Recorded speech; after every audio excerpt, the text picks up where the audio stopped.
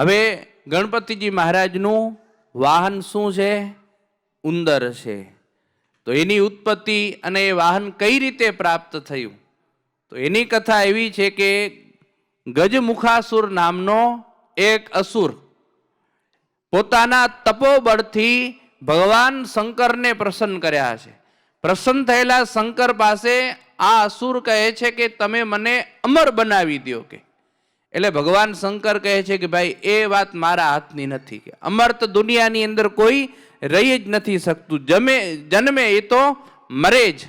એટલે પછી આ ગજમુખાસુર કહે છે કે દુનિયાની જેટલી શક્તિ ને તાકાત છે ને બધી મને આપી દો. કે એટલે ભગવાન શંકર કહે છે તથાસ્તુ, ઈ આપી શકું, બાકી તું અમર રહી શકે એવું વરદાન હું આપી શકું નહીં.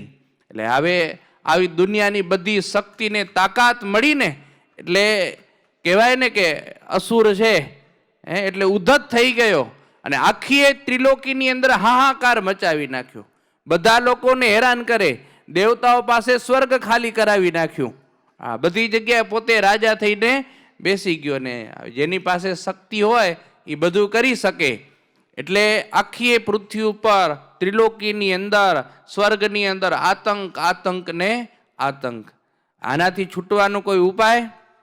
એટલે બધા દેવતાઓ ભગવાન શંકર પાસે ગયા અને કીધું કે આ અસુરને તમે વરદાન આપ્યું છે પણ બહુ યોગ્ય કર્યું નથી, આમને બધાને હેરાન કરે છે. કે એટલે ભગવાન શંકરને દેવતાઓ કહે છે કંઈક કરો.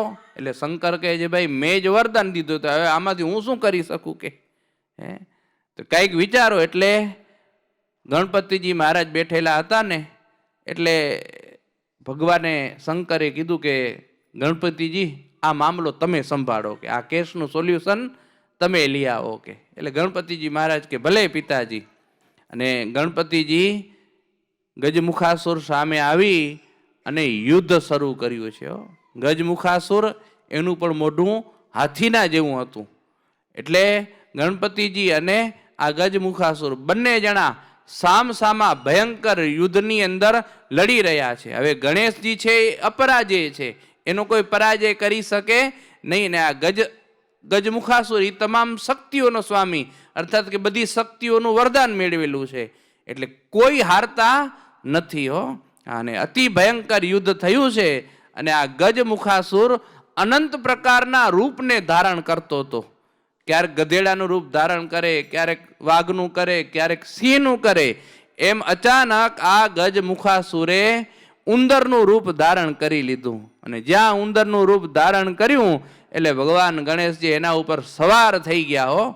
સવાર થઈ ગયા એટલે એ ગજમુખાસુર ઊભો થઈ શક્યો નહીં. અને ભગવાન શંકરે આ ગણપતિજીએ કીધું કે જો આજથી તું હવે મારું વાહન થાઈશ. આજથી મને જ્યાં જવું હશે ને ત્યાં હું તારા ઉપર બેસીને બધી જગ્યાએ જઈશ. એટલે ગજમુખાસુર કહે છે કે પ્રભુ તમે તો સાક્ષાત કૃષ્ણના અંશા અવતાર છો, ગણપતિજી છો. તમે અપરાજય છો, તમને કોઈ જીતી શકે નહીં. મારી બધી શક્તિઓ એને હું હારી ગયો છું, માટે આજથી હું તમારો દાસ બની જાઉં છું, સેવક બની જાઉં છું. અને હું પણ મારા અંતરથી રાજી છું કે તમારા જેવા મારા ઉપર આરૂઢ થાય ને મારી અસવારી કરે. તે દિવસથી ગણપતિજી મહારાજે આ ગજમુખાસુરને પોતાનું વાહન બનાવી અને પોતાની સમીપે રાખ્યા. અને બધી જગ્યાએ જ્યાં જાય ત્યાં ગણપતિજી મહારાજ આ ઉંદરની સવારી કરીને જાય. આવી રીતે આ ઉંદર છે એ ગણપતિજી મહારાજનું વાહન બન્યું છે. બીજી એક એવી કથા આવે છે આ પ્રસંગની સાથે જડેલી છે કે જ્યારે આ સૃષ્ટિની રચના થઈ, સર્જન થયું છે, ત્યારે ભગવાન વિષ્ણુએ પોતે પોતાના વાહન તરીકે ગરુડજીને રાખ્યા. અને આખી સૃષ્ટિનું પાલન કરવું એમ ભગવાન વિષ્ણુએ નક્કી કર્યું છે. અને લક્ષ્મીજીને ધન આપ્યું છે કે તમારે ધન રાખવું. જે કોઈ તમારી પાસે આવે, તમારી આરાધના કરે એટલે તમને એને ધન આપવું. અને તમારું બેસવાનું વાહન કમળ છે, તમને કમળ ઉપર આરૂઢ થવું. કે ઇન્દ્રને સ્વર્ગ આપ્યું અને વાહનની અંદર હાથી આપ્યો છે.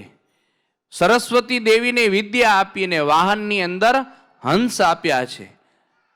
પણ જ્યારે શંકર ભગવાન વિષ્ણુ ભગવાન બંને સાથે હતા તે વખતે શંકર ભગવાનને મનમાં વિચાર થયો કે મારા દીકરાને શું આપવું, હવે એને કયું પદ આપવું, એને કયું વાહન આપવું. એટલે એને તમામ દેવોના અધ્યક્ષ બનાવ્યા છે. દેવપદ ગણપતિજી મહારાજને આપ્યું છે. એના વાહનને માટે કયું વાહન આપવું એમ બધા વિચાર કરવા માંડ્યા. કારણ કે શંકર ભગવાને પોતે વાહન તરીકે નંદી રાખ્યા છે. પાર્વતી દેવીએ વાહન તરીકે વાઘને રાખ્યો છે. અને કાર્તિક સ્વામીએ મયુરને રાખ્યો છે. ઇન્દ્ર પાસે ઐરાવત હાથી છે. તો હવે ગણપતિજીનું વાહન કયું થાય એમ બધા વાહન શોધતા હતા. એવા અરસાની અંદર એક નાનકડો ઉંદર, બધું એ ખાઈ જતો હતો લકાઈ લકાઈને. આ ઉંદર હોય ને એ અંધારાની અંદર જ પોતાનું કામ કરે. એટલે અંધારું થાય ત્યારે ઉંદર બધા બહાર નીકળે અને પોતાનો ખોરાક શોધે. એટલે ઉંદર ઋષિઓ જે યજ્ઞ કરતા હોય, સાધન સામગ્રી બધી પડી હોય ને, તો રાત્રિ થાય ઋષિઓ બધા થોડીક વાર ભગવાનની અંદર લીન થાય અને આ બાજુ ઉંદર બધા એના વસ્ત્રો કાપી જાય, પૂજાના સામગ્રી કાપી જાય, ફૂલ કાપી જાય. આવું બધું બગાડ કરતા હતા. અનાજ કાંઈ જે યજ્ઞ માટે રાખેલું હોય હોમવા માટે તો એ ખાઈ જતા. આવું બધું એ જોઈ અને શંકર ભગવાનને વિચાર થયો કે આ ઉંદરને કંઈક આપણે શિક્ષા કરવી પડે.